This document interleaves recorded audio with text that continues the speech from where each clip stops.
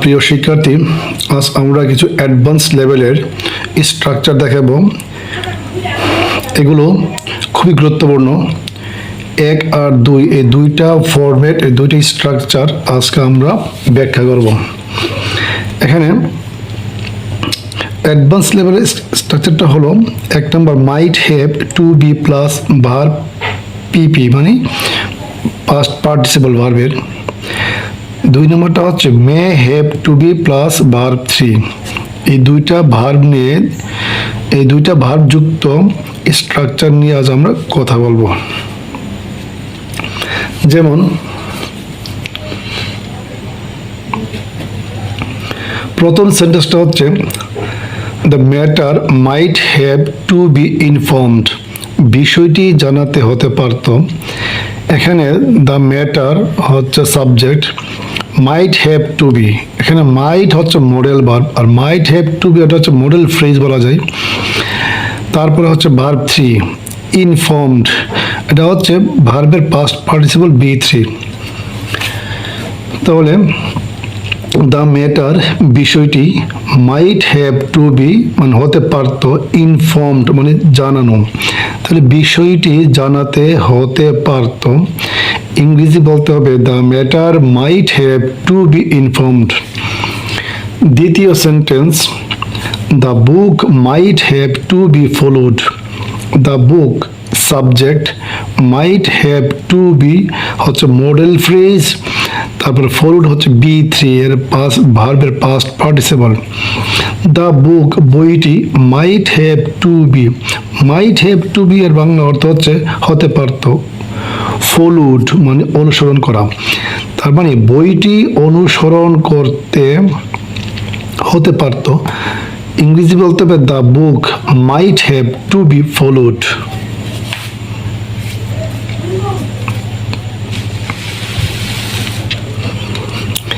3 নম্বর sentence the novel might have to be read, উপন্যাসটি পড়তে হতে পারত।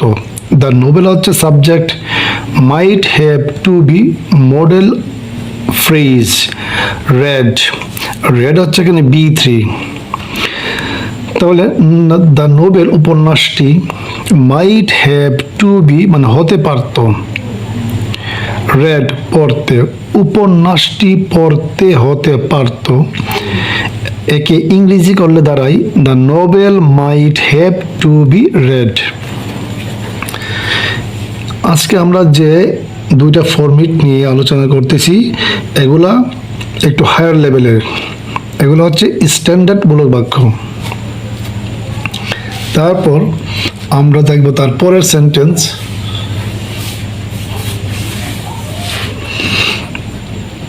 the punishment might not have to be tortured।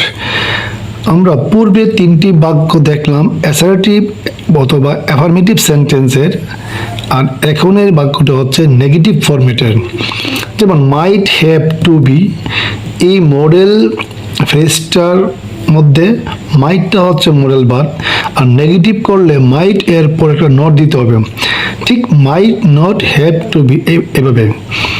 The punishment subject, might not have to be, এটা হচ্ছে negative model phrase, tortured B3 ভার্বের past participle. The punishment মানে শাস্তি, might not have to be এর বাংলা অর্থ হচ্ছে নাও হতে পারত, টর্চার্ড মানে অত্যাচার দেওয়া, অত্যাচার করা। এখন টর্চার অর্থ অত্যাচার বা নির্যাতন বোঝায়, তার মানে শাস্তি নাও দেওয়া হতে পারত, ইংরেজি বলতে হবে the punishment might not have to be tortured.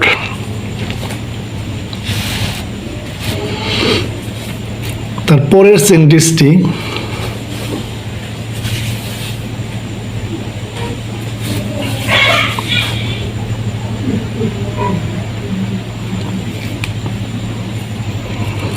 পরের সেন্টেন্সটা হচ্ছে the request might not have to be kept. The request subject, might not have to be, এটা হচ্ছে নেগেটিভ মডেল ফ্রেজ। কেপ্ট হচ্ছে B3 ভার্বের পাস্ট পার্টিসিপল। দ্য রিকোয়েস্ট অনুরোধটি might not have to be মানে নাও হতে পারত, কেপ্ট রাখা।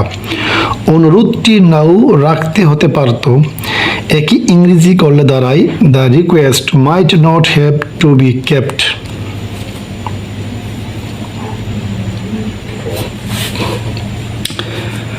আমরা এতক্ষণ দেখলাম 1 নাম্বার স্ট্রাকচার দিয়ে কতিপয় কিছু সেন্টেন্স। এখন দেখব আমাদের 2 নাম্বার ফরম্যাটের বাক্য। 2 নম্বরে ছিল মে হ্যাভ টু বি। এখন দেখব মে হ্যাভ টু বি দিয়ে আমাদের বাক্যটা কেমন হতে পারে। The work may have to be started, মানে কাজটি শুরু করতে হতে পারে।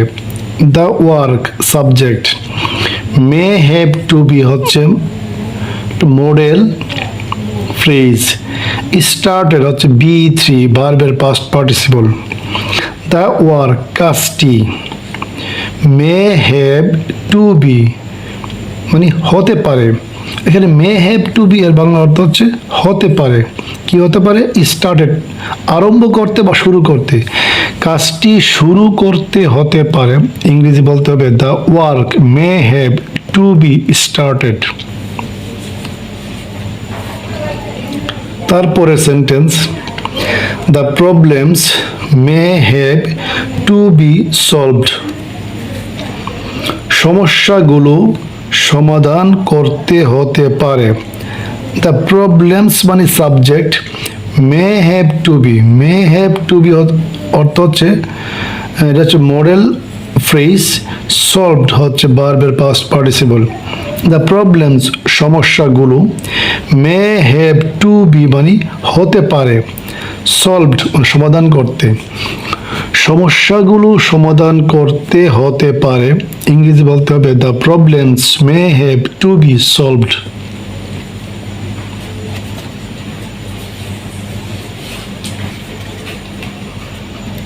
তিন নাম্বার সেন্টেন্স,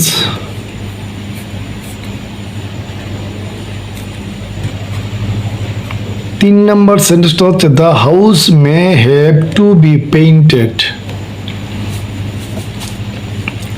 বাড়িটি রং করতে হতে পারে। দ্য হাউস মানে subject, may have to be, may have to be এখানে হচ্ছে মডেল ফ্রেজ, আর পেইন্টেড হচ্ছে ভার্বের পাস্ট পার্টিসিপল।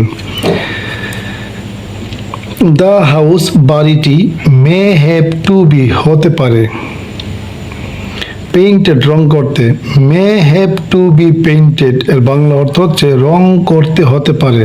দ্য হাউস বাড়িটি, বাড়িটি রং করতে হতে পারে, ইংরেজি বলতে হবে the house may have to be painted.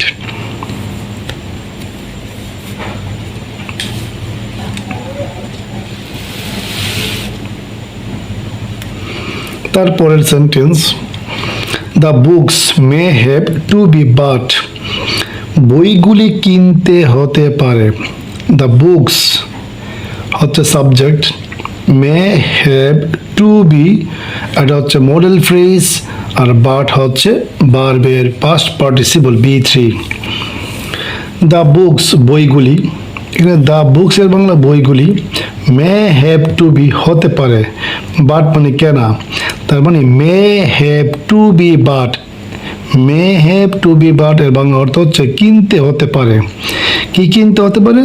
The books বইগুলি, তার মানে বইগুলি কিনতে হতে পারে, ইংরেজি বলতে হবে the books may have to be but.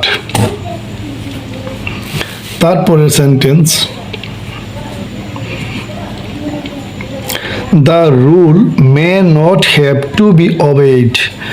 আমরা পূর্বে 4টি বাক্য দেখালাম, হা বোধক মানে অ্যাসার্টিভ সেন্টেন্স অথবা অ্যাফার্মেটিভ সেন্টেন্স। এখন দেখাবো negative sentence. May have to be, এই মে হ্যাভ টু বি এই মডেল ফ্রেজটির মধ্যে মে এর পরে নটটা বসাতে হবে। যেমন the rule, the rule subject, may not have to be, এখানে মে নট হ্যাভ টু বি এটা হচ্ছে model negative model phrase, obeyed হচ্ছে B3 ভার্বের পাস্ট পার্টিসিপল। দ্য রুল নিয়মটি, may not have to be, may not have to be এর বাংলা অর্থ হচ্ছে নাও হতে পারে অবেইড মানতে মান্য করতে, নিয়মটি নাও মানতে হতে পারে। ইংরেজি বলতে হবে the rule may not, the rule may not have to be অবেইড।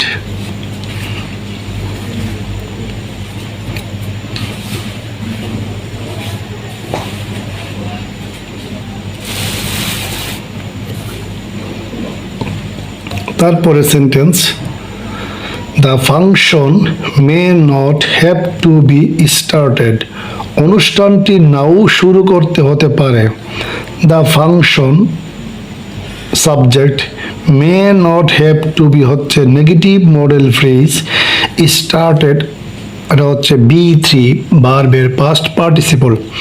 The function অনুষ্ঠানটি may not have to be, may not have to be এর বাংলা অর্থ হচ্ছে নাও হতে পারে স্টার্টেড শুরু করতে, মে not have to be started মানে নাও শুরু করতে হতে পারে।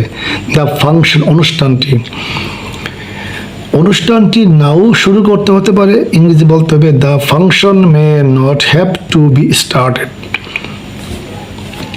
এখন দেখাবো কুয়েশন সেন্টেন্স মানে প্রশ্নবোধক বাক্য এবং WH ওয়ার্ড কিভাবে করতে হয়। এখন may the law have to be amended, এখানে দ্য ল হচ্ছে সাবজেক্ট, দ্য লটা সাবজেক্ট, আর মে হ্যাভ টু বি হচ্ছে মডেল ফ্রেজ, অ্যামেন্ডেড হচ্ছে ভার্বের পাস্ট পার্টিসিপল। এখানে মে শব্দটাকে সাবজেক্টের আগে আনতে হবে, আগে নিলেই এটা কুয়েশন সেন্টেন্স হয়ে যায়। মে দ্য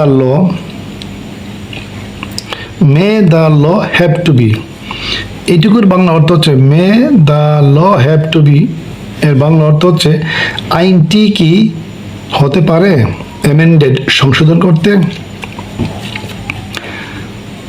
আইনটি কি সংশোধন করতে হতে পারে। মে দ্য ল মানে আইনটি কি পারে, মে মানে পারা, আর যখন কর্তার আগে মে দিতে হবে তখন একটা বাংলা কি বলতে হয়, তার মানে মে দ্য ল আইনটি কি পারে হ্যাভ টু বি হতে অ্যামেন্ডেড সংশোধন করতে।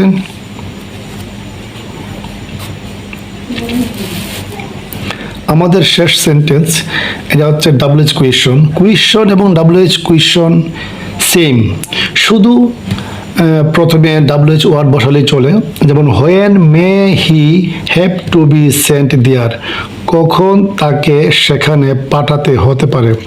এখানে হোয়েনটা হচ্ছে WH ওয়ার্ড, আর এখানে may have to be, may have to be হচ্ছে model phrase, he subject, sent হচ্ছে B3, আর দ্যাট হচ্ছে আদার্স অবজেক্ট অ্যাডভার্ব যাই বলি না কেন। হোয়েন মানে কখন, হোয়েন কখন, মে হি হ্যাভ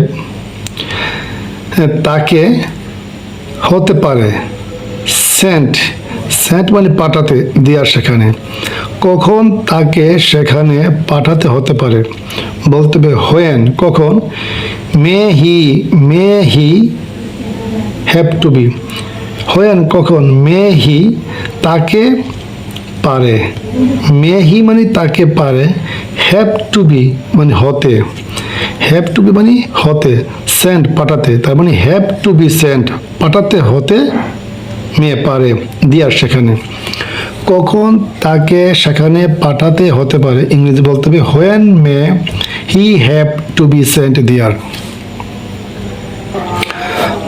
তাহলে প্রিয় শিক্ষার্থী আজ এখানেই শেষ করতে হবে। আজকে যেগুলো দেখালাম দুইটা ফরম্যাট, এগুলো ভালোভাবে চর্চা করুন, ভালোভাবে পড়ুন, ইনশাল্লাহ আশা করি অনেক এই দুটি স্ট্রাকচার মানে প্রতিদিন দুটো তিনটে করে চর্চা করলে অনেক দূর নিয়ে যাওয়া হবে, ইংলিশ চর্চা করলে অনেক দূর এগিয়ে যাবেন। আর সবাই আমার এই চ্যানেলটি কেমন হয়েছে কমেন্টে জানাবেন, লাইক করবেন এবং সবাইকে শেয়ার করবেন যাতে সবাই দেখতে পারে, শেয়ার করলে সবাই দেখার সুযোগ পাবে। এখন রাখি, আল্লাহ হাফেজ।